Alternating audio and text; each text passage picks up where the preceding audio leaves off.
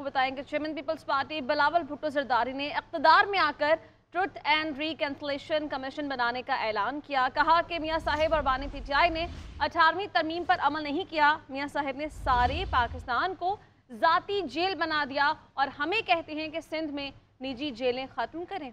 इस तरह की सियासत सिंध में नून लीग के इत्तेहादी करते हैं। बिलावल भुट्टो ने GNN के programme News Edge with Fareeha Idrees में गुफ्तगू की है और ये मुकम्मल इंटरव्यू 10 बजे नशर किया जाएगा। कि हम ट्रूथ और रिकन्सिलिएशन कमीशन बनाएंगे और उस ट्रूथ और रिकन्सिलिएशन कमीशन ने ना सिर्फ आज के हालात के मुताबिक मगर हमारा तारीख में जाके जो नाइंसाफ़ियाँ हुए हैं उस पे गौर करेंगे। पाकिस्तान पीपल्स पार्टी को एक साजिश के तहत पंजाब से आउट किया गया, इस कोशिश से कि हम वफाकी सियासत से आउट रहे, हमें महदूद करने की कोशिश किया। असल में इसलिए कि मियाँ साहब ने भी, खान साहब ने भी उस 18वीं तरमीम पर अमल दरामद नहीं की। वो जो 2015 में वजारत डिवॉल्व होना चाहिए थे, इन्होंने वो डिवॉल्व नहीं किया।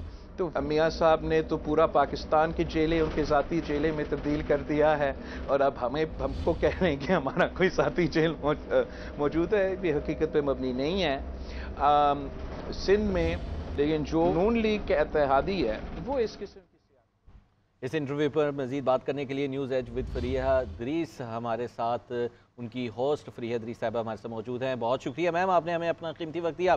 मैम ये बताइएगा कि इलेक्शंस की कैंपेन है, गहमा गहमी है, हर सियासी जमात इस वक्त जलसों में मसरूफ़ है, लोगों से कम्युनिकेट करने की कोशिश कर रही हैं। बिलावल भुट्टो जरदारी की एज ए चेयरमैन आपको कैसी बॉडी लैंग्वेज लगी और अहम नुकात क्या नज़र आए जो आप देख सकती हैं कि फ्यूचर में काफ़ी ज़्यादा पॉजिटिव हो सकते हैं पीपल्स पार्टी के लिए?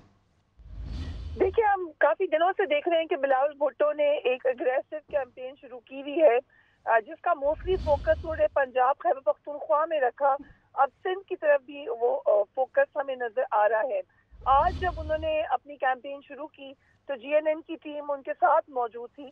हमने उनके साथ ट्रैवल भी किया। हमने देखा कि मुख्तलिफ लीडर्स आ रहे थे, मुख्तलिफ जगहों पे उनका कंटेनर रुकता था, फिर लोग जो उस इलाके से कॉन्टेस्टेंट थे वो आते थे, उनसे मीटिंग करते थे, फिर आगे जाते थे। तो एक थोरो हमें कैंपेन नजर आई, इन्वॉल्वमेंट नजर आई।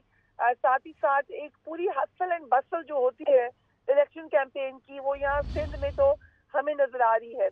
अगरचे हम ये भी जानते हैं कि सिंध की जो इलेक्शन डेमोग्राफी है वो पंजाब से या खैबर पख्तूनख्वा से या दीगर इलाकों से पाकिस्तान के बहुत मुख्तलिफ है। यहाँ बहुत अरसे से पीपल्स पार्टी एक रूलिंग पार्टी के तौर पर मौजूद है और अभी लगता नहीं है मुस्तकबिल में कोई उसको बहुत बड़ा चैलेंज देने जा रहा है।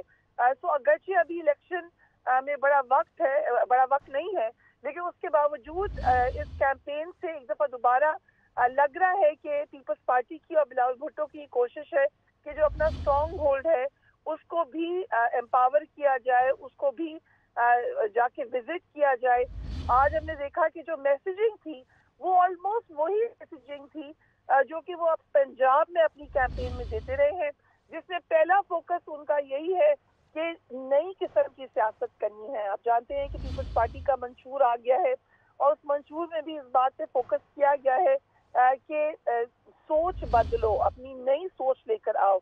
जिसके ऊपर मेरा सवाल उनसे यही था सबसे पहला कि आप नई सोच की बात करे हैं जो कि अच्छी बात है, नई सियासत की बात करे हैं जो कि अच्छी बात है, लेकिन पीपल्स पार्टी एक पुरानी रवायती पार्टी है, ट्राइड एंड टेस्टेड पार्टी है, तो उससे नई सियासत किस तरीके से होगी, जिसको उन्होंने डिटेल में बताई कि असल फोकस नई सियासत का है कि काम डाउन करें, पाकिस्तान को हील करें और ऐसी ट्रूथ एंड रिकन्सिलिएशन की तरफ जाए।